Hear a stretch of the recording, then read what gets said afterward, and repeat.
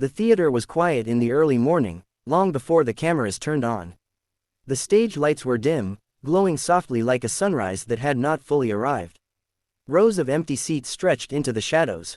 Dust floated slowly in the air, drifting with every small movement. It was a place built for noise and applause, yet at this hour it felt calm, almost gentle, as if it was holding its breath. Backstage, a boy sat on a wooden bench with his feet not quite touching the floor. His name was Ethan Miller. He was small for his age, with careful eyes and hands that moved slowly, as if he never wanted to rush anything important. On his lap rested a soft gray cat, its ears twitching at distant sounds. Beside him, inside a wide carrier, were two more cats, one white with dark patches and one sleek black cat with bright yellow eyes. Ethan breathed in and out, steady and quiet. He had practiced this breathing at home, in his room, late at night when sleep would not come easily. The cats seemed to feel his calm. Their tails flicked slowly. None of them meowed. They waited with him. This was not how Ethan imagined things would be. When he first sent his audition video, he recorded it in his living room. The carpet was old. The couch sagged in the middle. He used a borrowed camera and whispered his introduction because his mom was sleeping in the next room after a long shift at the hospital. He never expected to be here, inside a famous theater, about to walk onto a stage that millions of people would watch. For most of his life, Ethan felt invisible. At school, he was the quiet kid who sat near the window. He did his work carefully, never too fast, never too slow. Other kids talked loudly about sports or video games. Ethan listened but rarely joined in. When he tried, his words came out tangled, and people often misunderstood him. Animals, however, always understood. Ethan's first cat, the gray one named Oliver, came into his life when he was 8 years old. Oliver had been found behind a grocery store, thin and shaking. Ethan's mom did not want another responsibility, but she saw the way Ethan knelt on the sidewalk, talking softly to the cat as if it were an old friend. That night, Oliver slept curled against Ethan's chest, purring like a steady heartbeat. Training Oliver began by accident. Ethan noticed that Oliver liked patterns.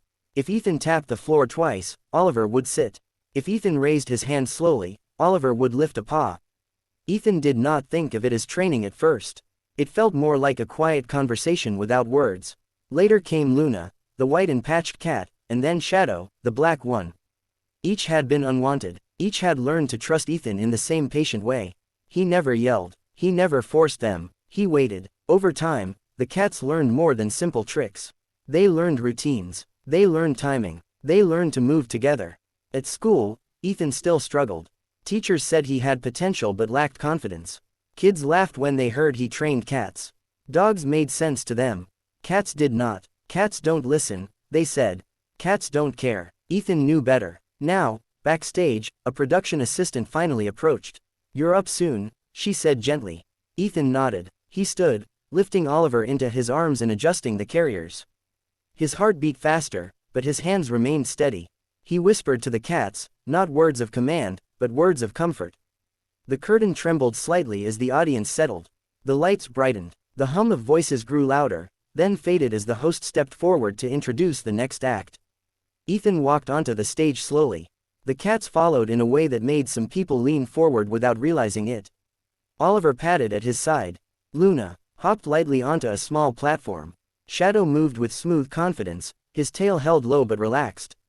A soft ripple of laughter moved through the audience. Not cruel laughter, but uncertain laughter. People smiled, unsure of what to expect. The judges watched closely. Simon Cowell leaned back in his chair, arms crossed, his expression unreadable. He had seen thousands of acts. Animals often made him nervous. They were unpredictable. "How old are you?" Simon asked. 12, Ethan said. His voice was quiet, but clear. "And what will you be doing today?" Simon continued. Ethan paused. He felt the familiar tightening in his chest, the fear that his words would not come out right. He looked down at Oliver, then back up. "I'll be performing with my cats," he said. The audience laughed again, a little louder this time. Howie Mandel raised his eyebrows. Heidi Klum smiled kindly. Sofia Vergara tilted her head with interest. Simon nodded slowly. "All right," he said. "Whenever you're ready." Ethan took a deep breath. He stepped to the center of the stage.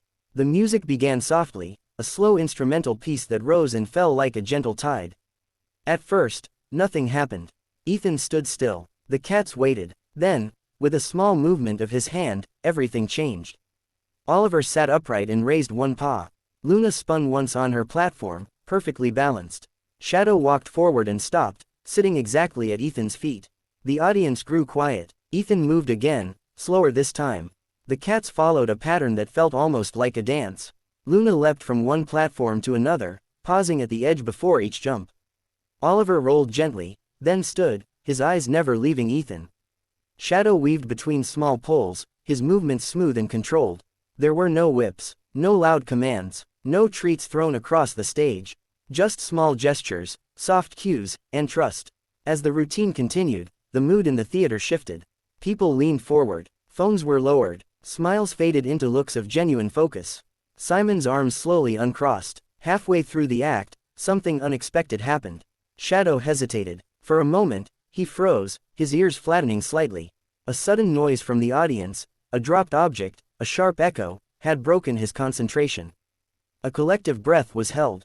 Ethan felt it instantly. His heart skipped. This was the problem he feared most. Not failure, but fear.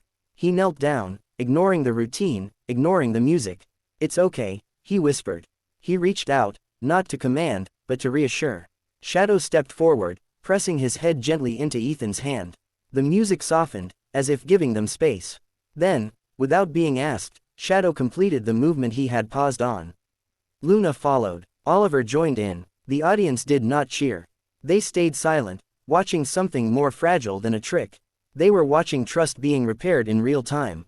The routine ended with all three cats sitting calmly beside Ethan as the final note faded. For one long second, nothing happened. Then the theater erupted. Applause rose like a wave, loud and full. People stood. Some clapped above their heads. Some wiped their eyes, surprised by their own emotions. Ethan stood slowly. He bowed, not deeply, but respectfully. The cats remained still, as if they knew this moment mattered. Simon Cowell stood up. The audience gasped as he pushed his chair back and remained standing, clapping. His face was serious, almost stunned. "I've seen a lot of animal acts," Simon said when the noise settled. "But I've never seen anything like that." Ethan listened, his hands trembling now that the routine was over. "This wasn't about tricks," Simon continued. "This was about connection. And honestly, it was beautiful." How he leaned forward. "You didn't train them," he said. "You bonded with them." Heidi smiled warmly. "That was gentle and kind. It made me feel calm just watching." Sophia nodded. "I forgot I was judging. I was just watching a story." Simon looked at Ethan for a long moment. Then he smiled slightly. "You've reminded us that strength doesn't have to be loud." Ethan felt something loosen inside his chest. For the first time, he did not feel invisible. Later, backstage, Ethan sat again on the wooden bench. The noise of the crowd was distant now. The cats rested around him, relaxed and sleepy. His mom rushed in, her eyes shining as she wrapped him in a careful hug. "You did it," she whispered. Ethan shook his head gently. "We did it." That night, as the theater emptied and the lights dimmed once more, Ethan carried his cats out into the cool air. The world felt a little quieter, a little kinder. He knew challenges would still come. School would not magically become easy. People would still doubt him. But he also knew something else now. Patience mattered, trust mattered, and sometimes, the quietest voices could leave the strongest echo. As Ethan walked away, Oliver's purr hummed steadily, Luna's tail brushed his arm, and Shadow stayed close at his side. Together, they moved forward, calm and unafraid, ready for whatever came next.